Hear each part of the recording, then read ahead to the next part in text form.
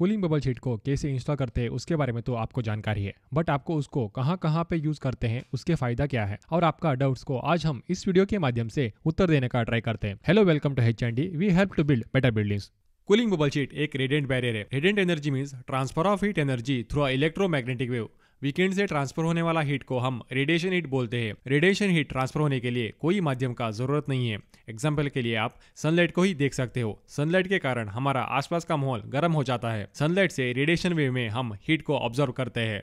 According to science, radiant barrier को काम करने के लिए एयर गैप देना बहुत जरूरी होता है। रेडिएंट बैरियर में रेडिएशन हीट को रिफ्लेक्ट करने के लिए प्योर एल्यूमिनियम फॉइल लगा होता है। एल्यूमिनियम फॉइल 97% रेडिएशन हीट को रिफ्लेक्ट करता है और ओनली 3% ही हीट को ट्रांसफर करने का क्षमता रखता है। कूलिंग बबल शीट के नीचे में एयर बबल का फॉइल लगा होता है, हम उसको कैरियर भी बोल सकते हैं। इन एक्सएलपी शीट ऊपर की तरफ एल्यूमिनियम फॉइल लगा होता है और नीचे की तरफ एक्सएलपी रहता है। इन दिस केस एक्सएलपी कैरियर का काम कर रहा है। अभी हम आपका क्वेश्चन को आंसर करते हैं। पहला क्वेश्चन है, can we use air bubble aluminum foil sheet for reducing the heat from wall? Any case of that? Yes sir. Cooling sheet को हम घर के बाहर और अंदर भी लगा सकते हैं। घर के बाहर हम डायरेक्टली लगाने से सनलाइट डायरेक्टली रिफ्लेक्ट होता है। दैट मीन ये एक मिरर जैसे काम करना शुरू कर देता है। इसी से आपके घर के अंदर आने वाला हीट को हम 100% तक कम कर सकते हैं। इसका एक प्रॉब्लम भी है, बारिश के दिन में इसको निकाल के अंदर रखना पड़ता है क्योंकि एल्यूमिनियम पानी के साथ रिएक्ट करके ऑक्सीडेशन भी हो सकता है। हमारा एक्सपीरियंस में ऑक्सीडेशन थोड़ा हमने कम ही देखा है। हम वॉल पे कूलिंग शीट को वर्टिकल लगाते हैं तो पानी उस पे जमेगा नहीं। इसका कारण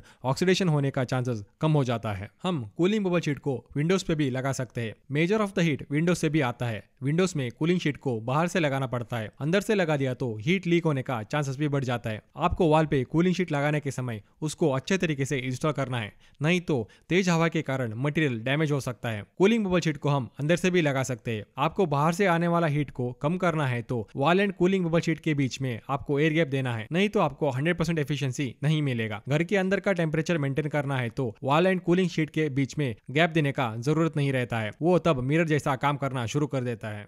Can this be used in the roof outside or in the outside wall so that the walls or the roof doesn't get heated? Can it withstand the heat and the rain? How long will it last outside? Very good question. Cooling bubble sheet हम over the roof use कर सकते हैं, but उसका life 1 साल और 2 साल तक ही रहता है। उसका मेन रीजन है रेन। रेन बहुत ऊपर से गिरने के कारण एल्यूमिनियम फॉइल डैमेज हो जाता है। सनलाइट से कूलिंग बबल शीट को कुछ नुकसान नहीं होता है। आप इसको यूवी रेसिस्टेंस मटेरियल भी बोल सकते हो। इसका life span under the roof approx 10 साल तक आता है। ओवर द रूफ इसका लाइफ स्पैन 1 साल से 3 साल तक ही आ सकता है। हमारा एक्सपेरिमेंट में हम कूलिंग शीट को छत के ऊपर रख दिया था लगभग 2 साल तक। तब 50% से ज्यादा एल्यूमिनियम शीट ब्लैक हो गया था ऑक्सीडेशन के कारण, वो भी नीचे से। ऊपर की तरफ 20 to 30% मटेरियल डैमेज हुआ था, वो भी कॉर्नर की तरफ ज्यादा डैमेज हुआ था। इसीलिए हम इसको अंदर से इंस्टॉल करने का सजेशन देते हैं।